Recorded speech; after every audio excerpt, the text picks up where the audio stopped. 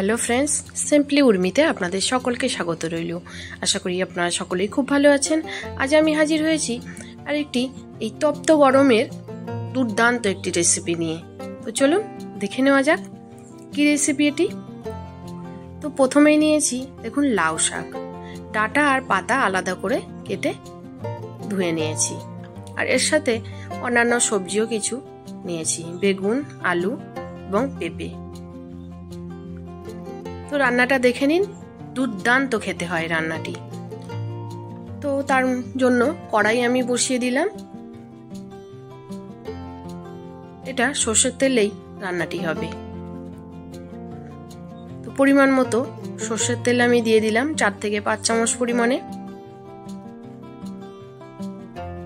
এবার আমি দেব, তেলটা গরম হতে দেব প্রথমে। তারপরে এই দেখুন রাঁধুনি 1 টিস্পুন রাঁধুনি ফোড়ন দিলাম। একেবারেই অন্যরকম রান্না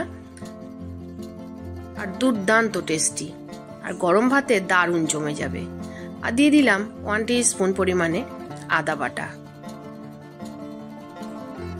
তো আদা বাটা একটু ভেজে নেব আগে, খুব ভালো করে ভেজে নিয়ে আদার গন্ধটা যেই চলে যাবে তখনই ডাঁটাগুলো দিয়ে দিলাম, কারণ ডাঁটাটা সিদ্ধ হতে একটু সময় নেয়।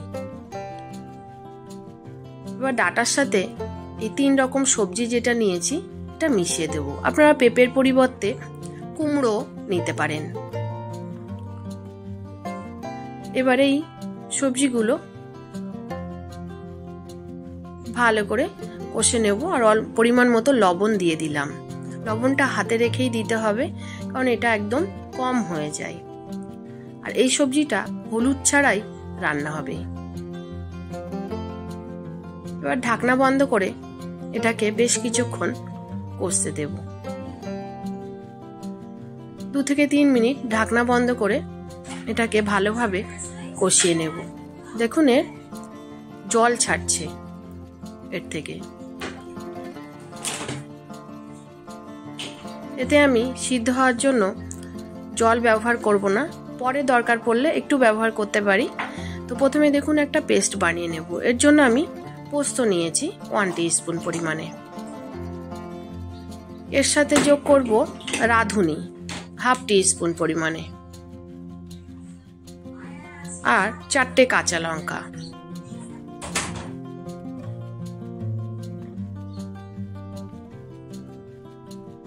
আর 1 টিস্পুন পরিমাণে চিনি।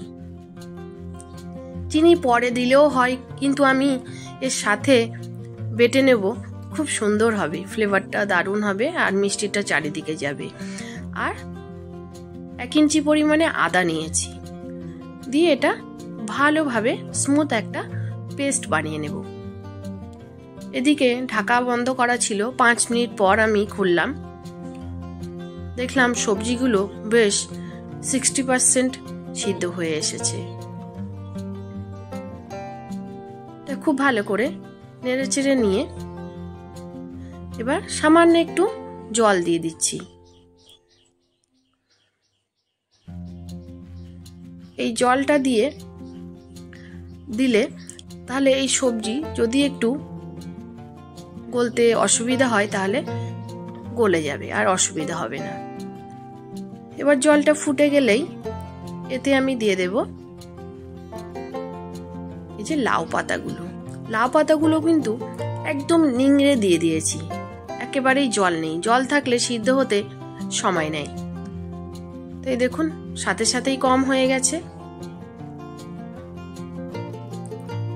একটু জলও আছে।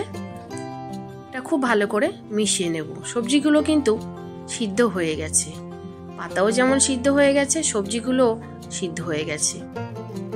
লাউ শাকের এই রান্নাটা অবশ্যই বানিয়ে দেখবেন, দারুণ লাগবে। তো এইভাবে ভালো করে মিশিয়ে নিয়ে এবার দেখুন একটু দুধ দিয়ে দিলাম। ফ্রিজে ছিল, ক্রিম আছে, দুধের সরটা আছে, সর সমেত 1 কাপ দুধ আমি দিয়ে দিয়েছি। দিয়ে আবারও একটু ফুটিয়ে নেব। এবার দিয়ে দেব যে পেস্ট বানিয়েছিলাম সেই পেস্টটা। এই পাত্রটা ধুয়ে একটু জলও দেব, কারণ পাত্রে অনেকটাই লেগে আছে। এবার সবগুলো একসাথে খুব সুন্দর করে মিশিয়ে নেব। মিশিয়ে নিয়ে ঝোলের মধ্যে ডুবিয়ে দেব। ডুবিয়ে দেওয়ার পর ঢাকনা বন্ধ করে লো ফ্লেমে 5 মিনিট রান্না হতে দিলাম। লবণ একটু কম ছিল, ওই জন্য লবণটা আর একটু দিয়ে দিলাম। দিয়ে আবারও মিশিয়ে নেব। মিশিয়ে আর একটু মাখা মাখা করব। আবার একটু ঢাকা দিয়ে দিলাম 2 মিনিট মতো। তারপরে ঢাকা খুলে এবার রান্নাটা প্রায় হয়ে গেছে। এবার লাস্টে দিয়ে দিচ্ছি কিন্তু ঘি। এর স্বাদ অতুলনীয় হয় এই ঘিটা দিলে।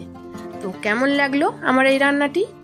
যদি ভালো লেগে থাকে তাহলে অবশ্যই লাইক, শেয়ার, কমেন্ট করতে ভুলবেন না। নতুন বন্ধুদের কাছে রিকোয়েস্ট রইল চ্যানেলটি সাবস্ক্রাইব করে দেওয়ার, আর পাশে থাকা বেল আইকনটিও প্রেস করতে ভুলবেন না, যাতে আমি ভিডিও ছাড়লেই নোটিফিকেশন সবার আগে আপনার কাছে পৌঁছে যায় আর আপনি আপনার সময় মতো দেখে নিতে পারেন। তো আজ আসি, সবাই ভালো এবং সুস্থ থাকবেন। আবার দেখা হবে অন্য কোনো রেসিপি ভিডিওর সাথে। তো প্রথম থেকে শেষ পর্যন্ত দেখার জন্য সবাইকে ধন্যবাদ রইল। আর এই গরমে এই রেসিপিটি একবার বানিয়ে দেখুন, আশা করি আপনাদের খুব ভালো লাগবে। আর গরম ভাতে একেবারেই জমে যাবে, পুরো ভাত নিমেষেই শেষ হয়ে যাবে। তো আজ আসি।